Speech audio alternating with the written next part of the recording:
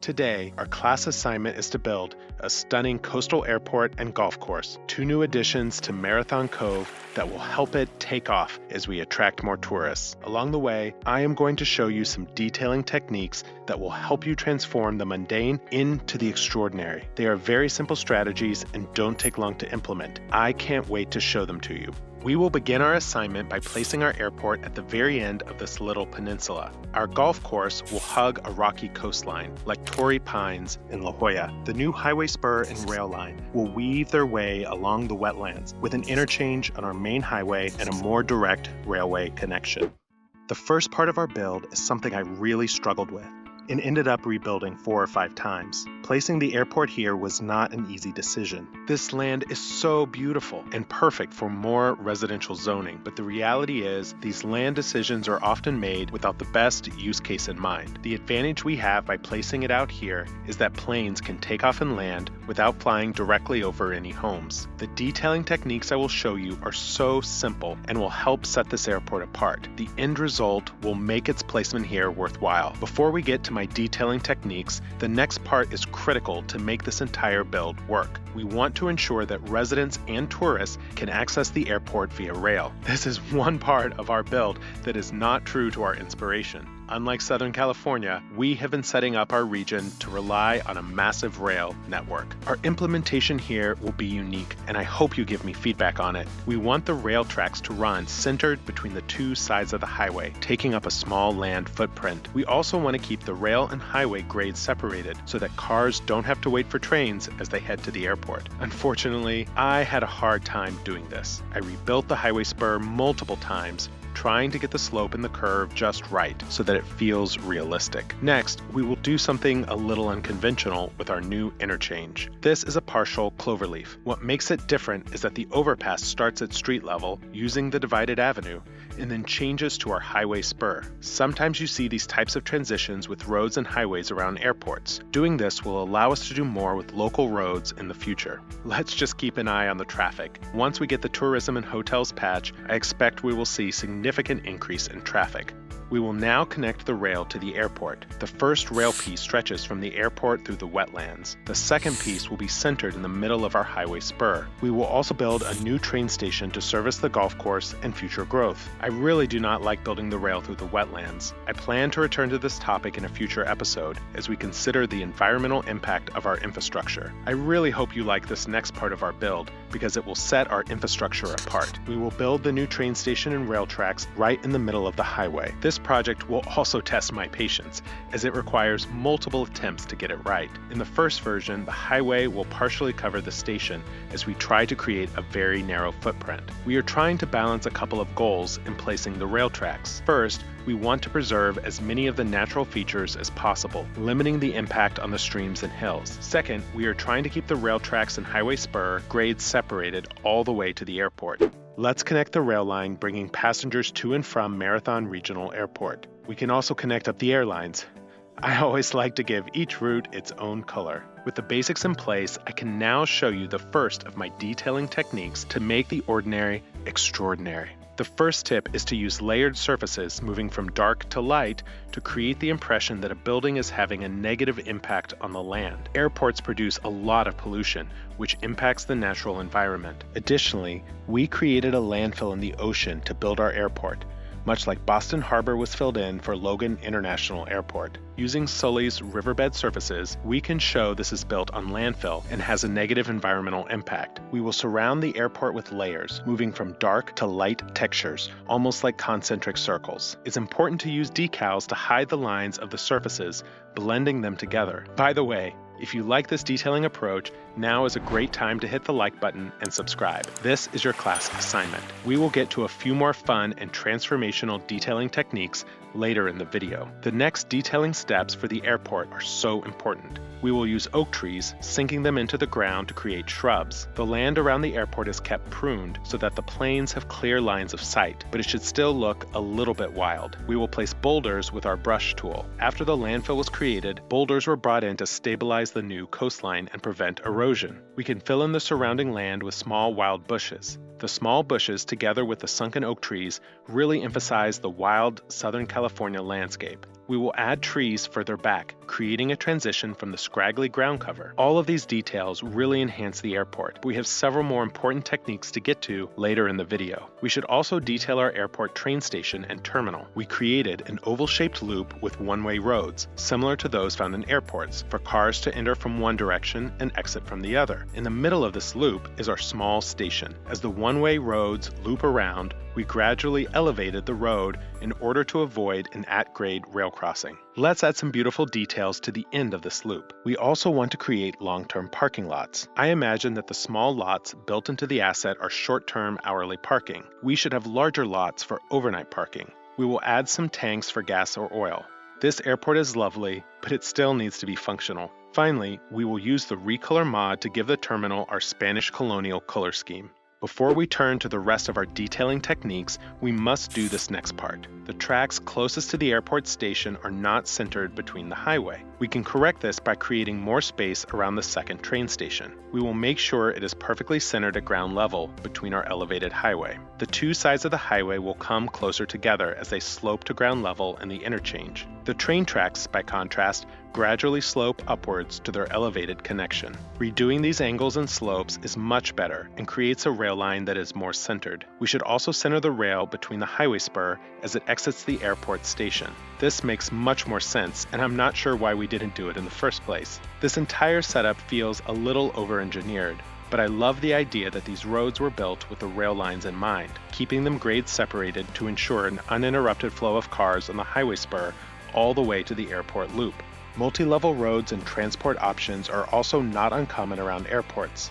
We will now build a special interchange on our highway spur by the second train station. This is not a typical interchange, as the two sides are separated at some distance, but I like this setup because it helps spread the traffic out. Consider this a very stretched out diamond interchange. We will see how this interchange gets used for our golf course in just a little bit. The next part of our assignment is a lot of fun. It will also give us the opportunity to expand on our detailing techniques, including some I have never done before. I have been looking forward to this part of the build ever since we started the series. To prepare for the detailing, we will first raise the terrain, creating our oceanfront cliffs. I want these cliffs to feel like Southern California, complete with arid rocky terrain. This will help us build a unique waterfront golf course. A full 18-hole golf course can be quite expansive, with each hole ranging from 150 to 300 meters in length, including the tee box, the fairway, and the green. For this particular course, we will stretch it along the edge of the cliffs and cove. We will use pedestrian paths to measure the distance and rough shape for each hole. By doing this, we will ensure that all 18 holes will fit. I love that the course not only follows the coast, but also crosses the stream. In retrospect, we probably could have made the course more compact, but we will live with what we've got. The next part is what makes this look like a golf course, and also gets us closer to our detailing techniques. We will create the fairway by using the manicured grass surfaces. We will do the first one as a test, adding in the green and our bunkers. Those are the sand traps. And last, we will add the tee box. The test looks great, so now it's just time to build out the other 17 holes. We will first go through each of them to add in the fairways, creating the basic shape and dimensions of each hole. We can delete the paths we used for measuring. We have lots of unused land in between the holes. That is where we will get to our detailing techniques and transform this into something quite special. We will emphasize the terrain with our detailing, showing that the rough between holes is not just grass, but rather wild terrain, much like you see in California golf courses along the coast. It is this final detailing step that will make this golf course one of a kind. Before we do that, we need to remove the vegetation from each hole. We will get all of this cleaned up so that we can instead focus on detailing the course, and in particular, the area between the holes. From here, we will add in the tee boxes and the green. We will use the basic grass texture for this part, although I wish it had a better contrast with the fairway texture. But this is what we have, so we will go with it. Perhaps this is something we go back and update in the future. I know additional textures were recently released on Paradox Mods. If anyone has used them for a project like this, let me know. And then of course, we will add our hazards, specifically the bunkers or sand traps. Most of these will be placed closer to the green. For the bunkers, we will use one of Sully's sand textures. There won't be much of a strategy here. We will just place them around each hole with more bunkers in the vicinity of the green to vary the level of difficulty. Creating these different parts of the course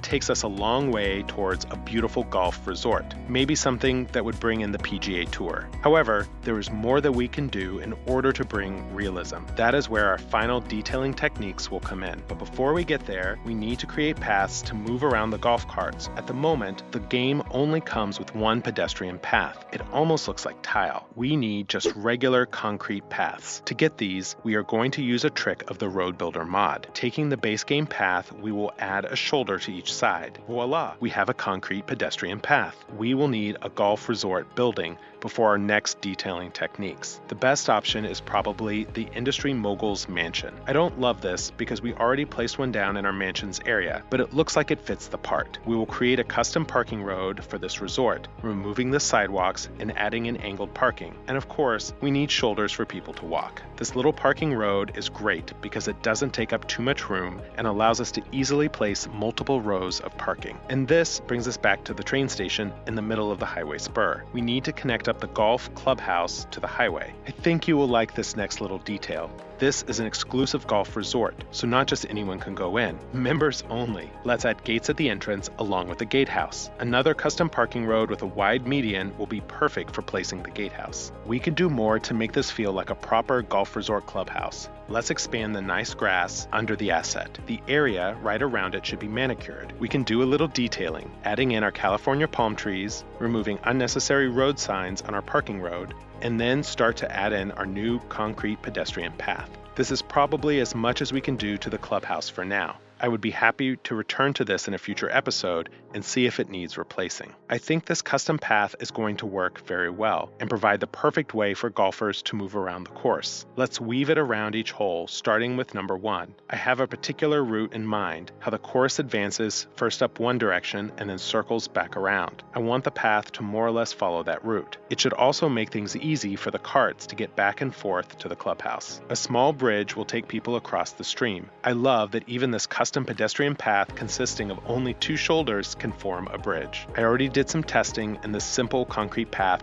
works well. We will now get to our special detailing. These techniques are my favorite part of today and what makes this build work so nicely. Our second detailing technique is to use landscaping and boulders to create a custom rocky coastline. We will take our terrain elevation tool down to the smallest possible size and start to add tiny bits of land near the cliffs. This rocky coastline has been crumbling slowly down into the cove. We will then place some boulders. I only recently discovered that you can change the color of the boulder with the Recolor mod. Since these are brown, rocky cliffs, I want the boulders to match the color. The Recolor mod comes with a brush tool that allows us to change the colors of the boulder very quickly and easily. We will repeat the same process with the small rocks, throwing them down randomly with a brush and then changing them to the brown color. And then we should add some waves. The waves here help reinforce that coastal erosion is taking place. Our most important detailing technique is coming up, and it will ultimately be my favorite. It will be what makes this golf course totally unique and look like no other I have seen. We need just a little more preparation, adding in our low, scraggly ground vegetation. We will add bushes using the brush, placing dense wild bushes. Many golf courses have trees in the empty spaces between the holes, but since this is inspired by the Southern California coast,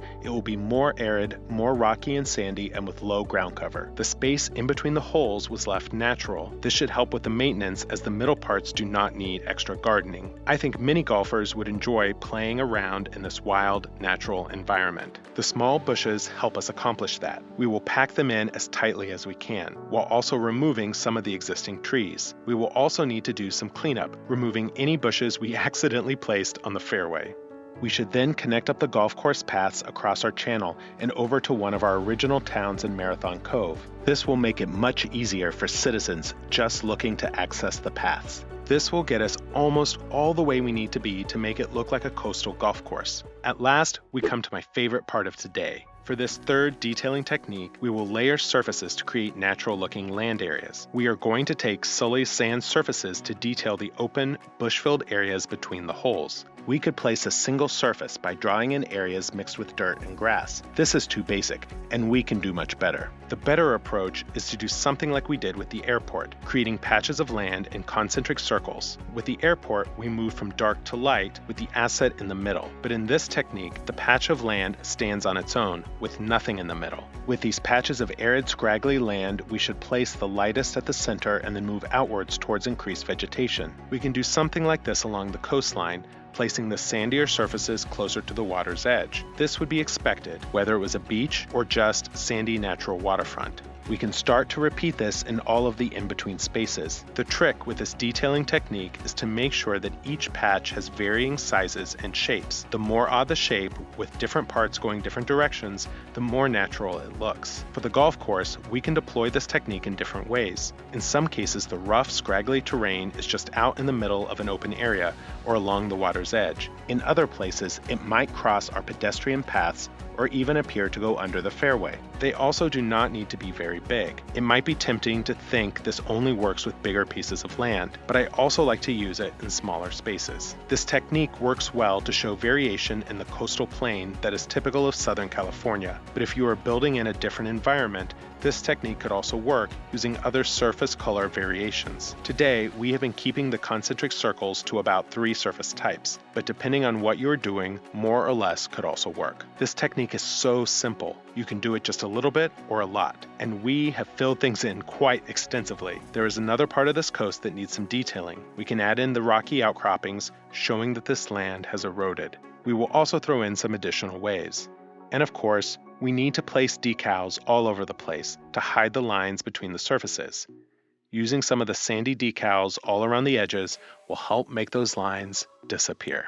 When we zoom out, we can get a bird's eye view of what this detailing has accomplished. The golf course is so beautiful as these detailing techniques brought it to life. But what do you think? We accomplished our assignment today, but what grade would you give the golf course, the airport, and our highway spur? I think quite a bit of it works as we intended, but perhaps we won't really know until the rest of this land is filled in. If you think you will use any of these techniques, let me know in the comments. And if you enjoy detailing like this, then I have another video for you to watch that covers many more tips and tricks to bring realism to your builds in Cities Skylines 2.